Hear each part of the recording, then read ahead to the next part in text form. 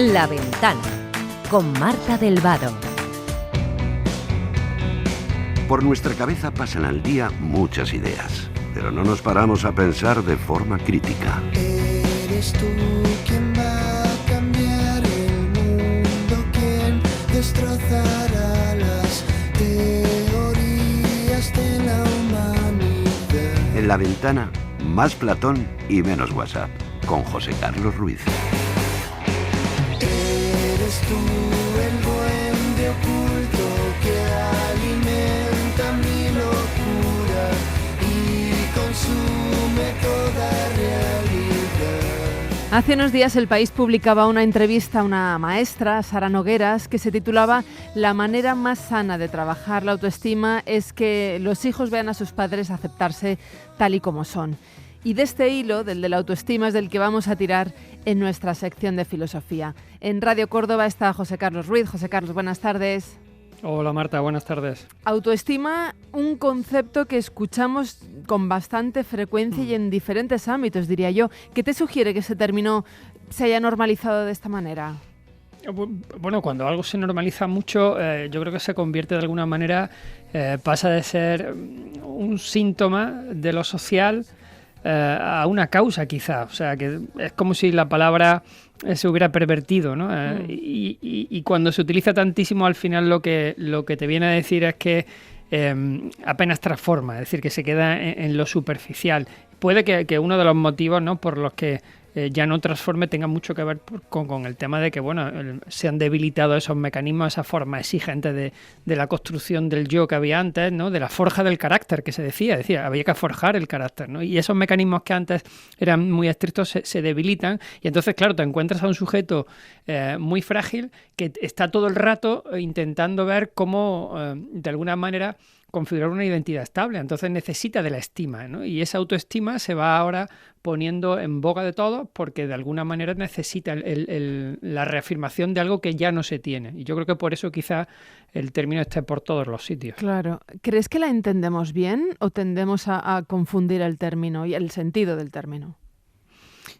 Mi sensación es que a veces se confunde con el bienestar, es decir, la autoestima, claro, es como una sensación de que, bueno, yo me encuentro bien, lo llevo bien, tengo esa percepción también de mi yo desde una manera social que me nutre, pero sobre todo a nivel interno no tengo ningún problema, y creo que es una equivocación enorme el confundir la autoestima con el estar bien, que no tiene nada que ver. Pero bueno, pero no creo que sea una cuestión de que falte, Marta. ¿No? Tengo la sensación no de que falte autoestima, sino de que esos marcos o esas referencias son las que se han debilitado, y esto es distinto. ¿Cuál es entonces el principal malentendido cuando hablamos de autoestima? Decías, identificarla con una valoración positiva de uno mismo. Sí, eso siempre, porque cuando tú solamente entiendes la autoestima como la confirmación del sujeto, desde un punto de vista, tú has dicho positivo, que es una palabra que en el siglo XXI también está de moda, parece ser, ¿no? Sí. O sea, tenemos que estar y presentándonos siempre bajo un sesgo de positividad. Pero la autoestima se forja especialmente a través de las experiencias también, de lo negativo, de las experiencias límite, y que es lo que yo creo que más se ha debilitado. Entonces, claro, para entrar en esa definición quizá o en la parte más filosófica de la autoestima, tú tendrías que entrar en la construcción de la identidad desde la perspectiva de un sujeto en correlación o expuesto a la vulnerabilidad. Y en ese sentido, oye, somos vulnerables, deja que la exposición al mundo interaccione contigo, y a partir de ahí empiezas a construir con cosas buenas y cosas malas, con dolores, con sufrimientos, con alegrías, ese proceso de concebirte a ti y en la proyección hacia afuera. Y no es fácil, ¿eh? Yo creo que estamos en un momento muy complicado para trabajar eso. Desde luego. Para hablar de cómo se fomenta, desde cuándo se fomenta, se trabaja la autoestima, vamos a saludar a Fernando Alberca, que es escritor, es profesor, es autor, entre otros libros, de Hijo, tú vales mucho, claves para mejorar la decisiva autoestima. Fernando, buenas tardes. Hola, muy buenas a todos. ¿Desde cuándo se construye la autoestima? Bueno, desde siempre, ¿no? Pero es verdad que hay una fase en que, como en muchos otros aspectos, ¿no?, de 3 a 7 años, se crea, pero luego la adolescencia tiene un tirón potente, donde lo que opinen los demás influye un poco más que antes, ¿no? Y, o sea, que cada fase, cada etapa evolutiva del ser humano añade a la autoestima una serie de cosas. La autoestima no es la personalidad, que se queda más fija a partir de los 12 años sobre todo. La autoestima es mucho más cambiante, ¿no? Tiene a veces que ver con los resultados, tiene a veces que ver con la percepción propia, ¿no? Y entonces sí que es más fácil, digamos, es decisiva, como he dicho en el subtítulo, pero es mucho más fácil de cambiar, ¿no? Cuando la forma de ser de una persona, esto es muchísimo más complicado, ¿no? Pero, o sea, que desde siempre, especialmente de 3 años, pero cada etapa tiene también sus propias características, ¿no? Hola Fernando, ¿qué tal? Soy José Carlos. Vale. Oye, un placer hablar contigo, como siempre, ya lo sabes. Mira, que el siempre es más mío.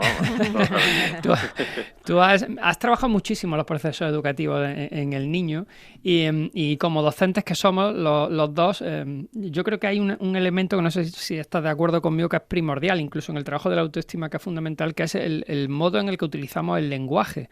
Entonces, no sé hasta qué punto has investigado la proyección del lenguaje en la configuración de esa autoestima en edades tempranas o incluso ya no tan tempranas, pero quizá ya cuando eres adulto puedas tener más criterio para filtrar, ¿no? Pero de pequeño el modo en el que nos dirigimos al niño, al alumno, a nuestros hijos, igual condiciona mucho esa percepción. Te lo digo porque tú has investigado ese campo, yo no. Demasiado, ¿no? Es decir, afecta demasiado. Antes yo creo que estabas diciendo con mucho acierto que la autoestima no es bienestar, que la autoestima no es una serie de cuestiones con las que confundimos a menudo, ¿no? Aunque tienen que ver con el bienestar, pero por otra razón. Pero sí es verdad que la forma de hablar a un niño va a transmitir, o sea, va a transmitir el concepto que ese adulto que le quiere tiene de él, ¿no? El concepto de uno mismo lo forma el concepto que creemos que tienen de nosotros las personas que más queremos, suelen ser los padres, pero depende de las circunstancias, ¿no? Y el segundo, los hermanos sí los tiene, y luego en orden de los adultos, en orden de más cariño del que se recibe. Y al final entran los compañeros de juego. O sea, no afecta tanto el concepto que tienen nuestros compañeros de juego, ni siquiera en la adolescencia. Sí afecta para nuestra actuación, pero no afecta para el concepto que nosotros pensamos de nosotros mismos, ¿no? Entonces, la forma en que los padres, los profesores, hablamos a un niño, le transmitimos un concepto. Y ahí no se equivocan, porque las palabras, como tú dices, están tan manipuladas. Autoestima es una cosa tan rara, a mí me pone también nervioso como lo positivo. O sea, digo, bueno, pero si es que yo quiero ser feliz en la realidad, no quiero ser feliz en un libro de autoayuda, ¿no? O sea, quiero ser feliz justo en lo que sí que funciona con todos los problemas. Entonces, muchas veces el niño empieza a pensar que el concepto que se tiene de él es muy negativo, porque la forma que tenemos de hablar, especialmente los españoles y los latinos, es muy negativa. O sea, nos preocupamos más de lo que va mal que de lo que va bien. Y le decimos a nuestro hijo que vale, que muy bien, que juegues muy bien al fútbol, que sí, que eres muy buena persona, que además nos queremos mucho, pero chaval, no estudias y eres un desgraciado, ¿no? Entonces, estamos yéndonos a lo negativo y la autoestima baja por la forma de hablar, claramente, vamos. Claro, pero si caemos en el elogio, ¿no? En el halago constante... Y no sé si decir, se minimizan los rasgos negativos de uno mismo, ¿no se puede caer en que el niño se convierta en un adulto narcisista? No, es todo lo contrario. O sea, la autoestima solo se alimenta de realidad. O sea, está muy mal, baja la autoestima si a un niño pequeño le decimos, qué dibujo más bonito, qué bien pintas, cuando es una asquerosidad lo que ha hecho, ¿eh? O sea, lo que tenemos que decirle es cómo me gusta que me regales tus dibujos. O sea, tus dibujos siempre me gustan, pero no digamos que está bien porque pinta mal. Cuando pinte muy bien, y él lo sabe comparado con los otros, aunque sea de 4 años, cuando pinte muy bien es cuando sí tenemos que decirle, oye, además no es normal a tu edad pintar tan bien, ¿no? Entonces la realidad es la que de verdad nutre la autoestima. Por eso suele confundirse tanto autoestima y ahí a menudo baja, porque realmente uno lo que cree que es decir que todo está bien. Es que, Fernando, ¿no? Nos engañamos. Lo que estás hablando es de halagar el esfuerzo, digamos. Alabar la realidad. O sea, ¿qué puntos fuertes? Porque a veces hay cosas que hay que alabar que no tiene mucho esfuerzo. A alguien que se le dé bien algo, también se le puede decir, aunque no haya puesto mucho esfuerzo.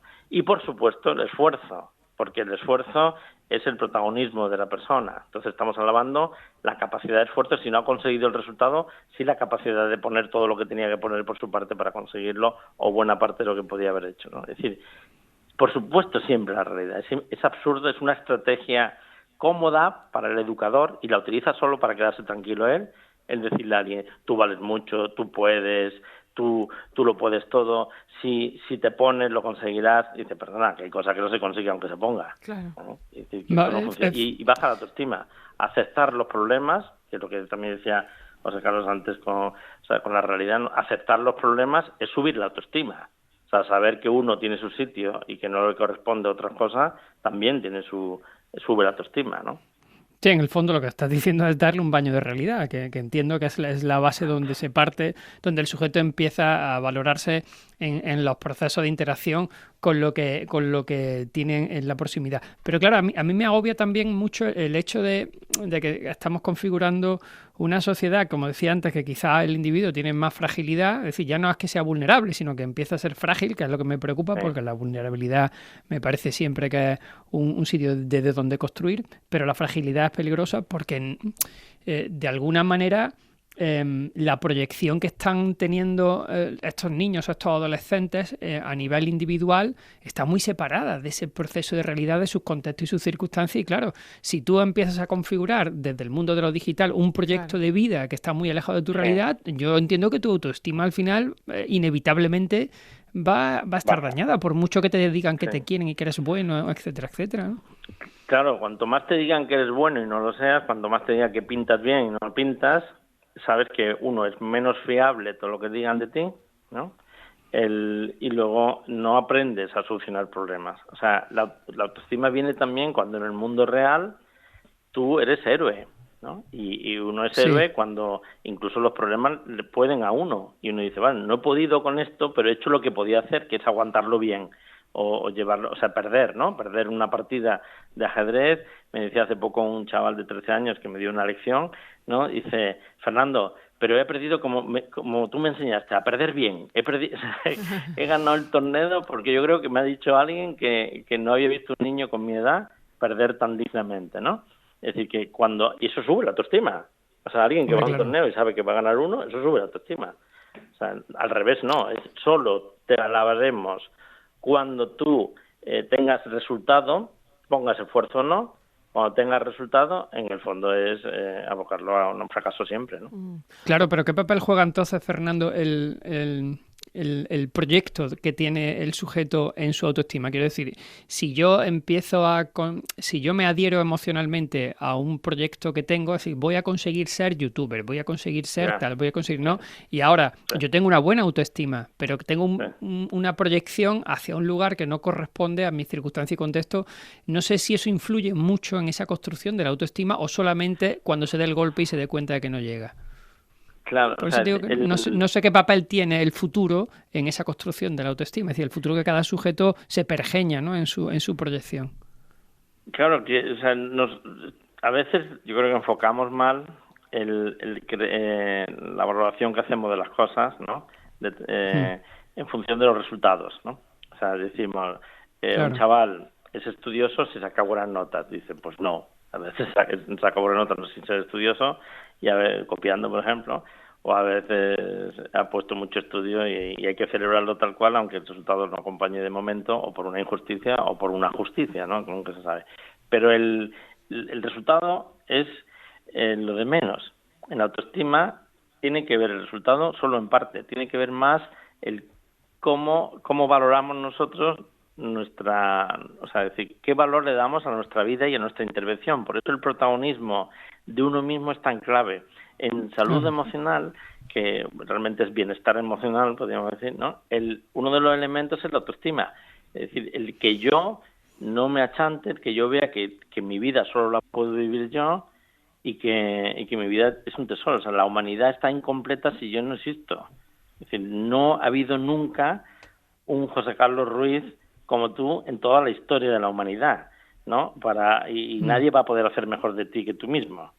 Podrás hacerlo peor de lo que debería hacerlo otro, o podría hacerlo peor de lo que podías haberlo hecho, pero sí que tú tienes un papel que da mucho valor. O sea, eres capaz de hacer feliz a mucha gente, eres capaz de ayudar a mucha gente, es capaz de entender, comprender a gente que está a tu lado, solamente en el ámbito social, pero en el ámbito interno mucho más también. O sea, es decir, los resultados no es la vara de medir la autoestima, porque entonces estamos perdidos. Entre otras cosas, nos hace depender de otros, ¿no? A ver si me dan el resultado adecuado, ¿no? Y la autoestima tiene que ver con no tenérselo creído, la autoestima tiene que ver con poner esfuerzo, la autoestima, o sea, tengo tanto valor, o sea, me considero tan valioso que sé que puedo soportar una derrota, por ejemplo, que sé que puedo ceder, que no tengo que imponerme, porque es que yo no tengo complejo de inferioridad, ¿no? Entonces, el que tiene autoestima es un tipo sereno, es alguien pacífico, es alguien que no le importa que otros queden bien, no es envidioso. Es decir, pues estamos hablando de muchas cosas que normalmente lo que hacemos es cultivar lo contrario, ¿no? Y decir, no, autoestima es que tengas éxito. Dice, bueno, pero ¿de qué éxito estamos hablando? Claro. ¿No? Claro. Entonces, la autoestima va por otro lado.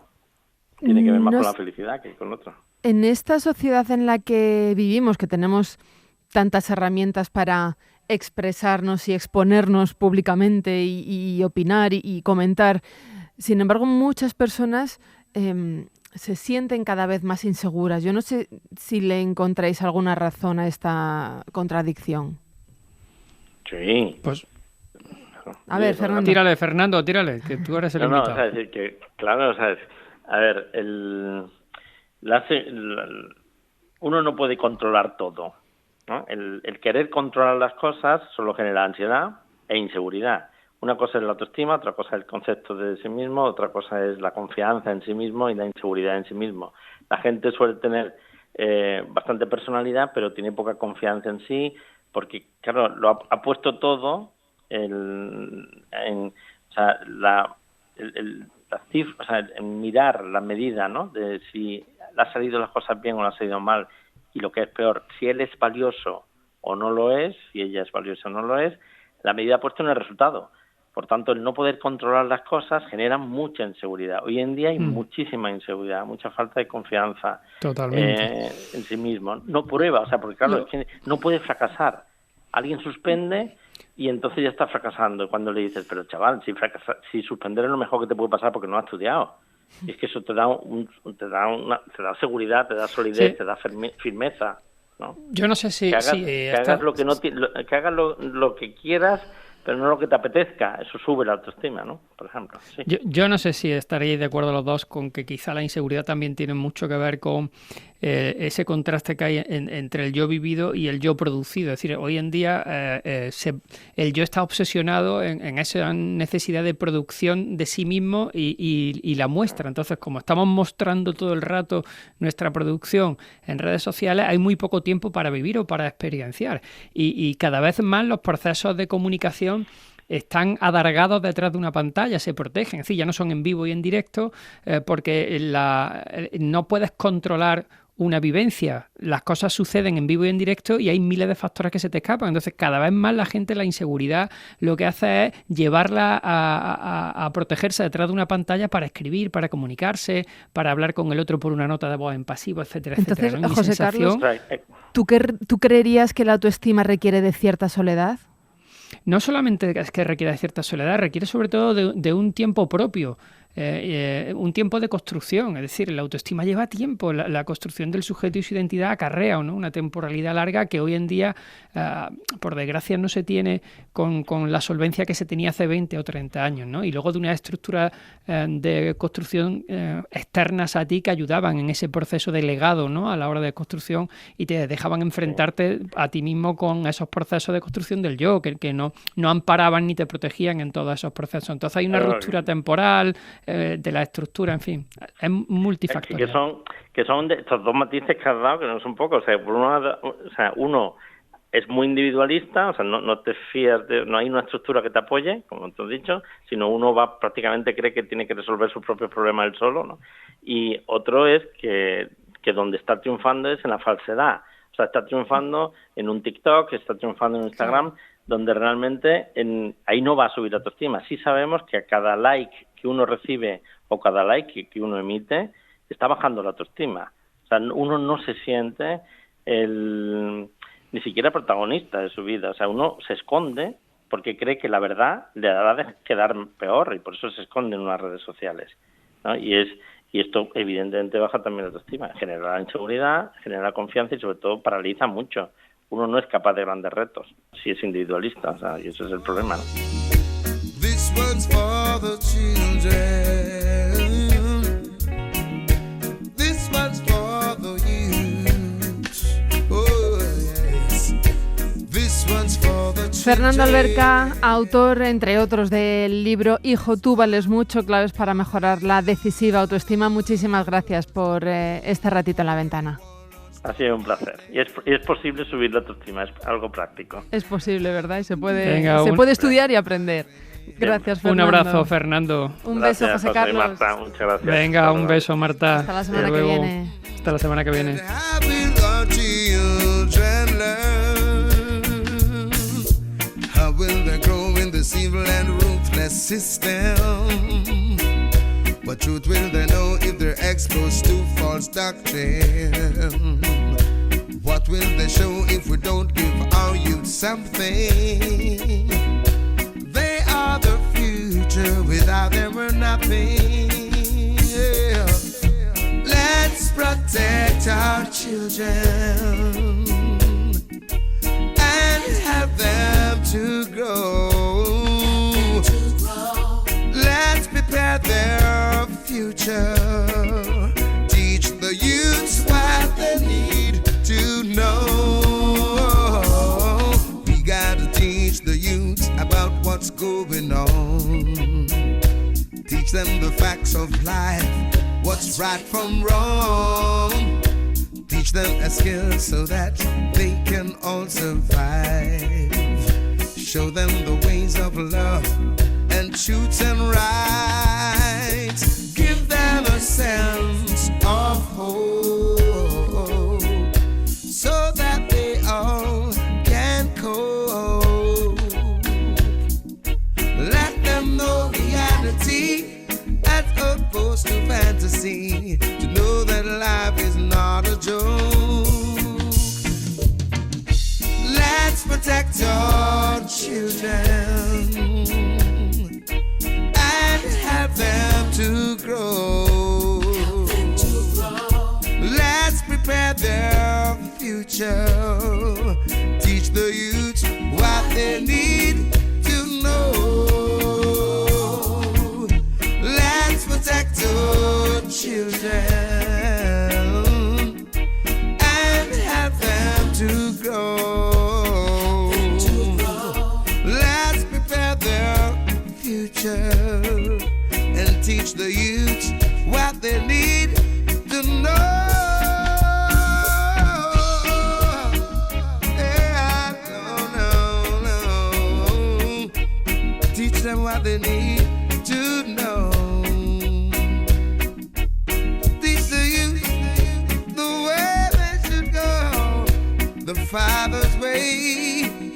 Oh. How will they go in this evil and ruthless system? What truth will they know if they're exposed to false doctrine? What will they show if we don't give the youths something? They are the future, without them we're nothing. Oh, let's protect our children and help them to grow. Let's prepare their future.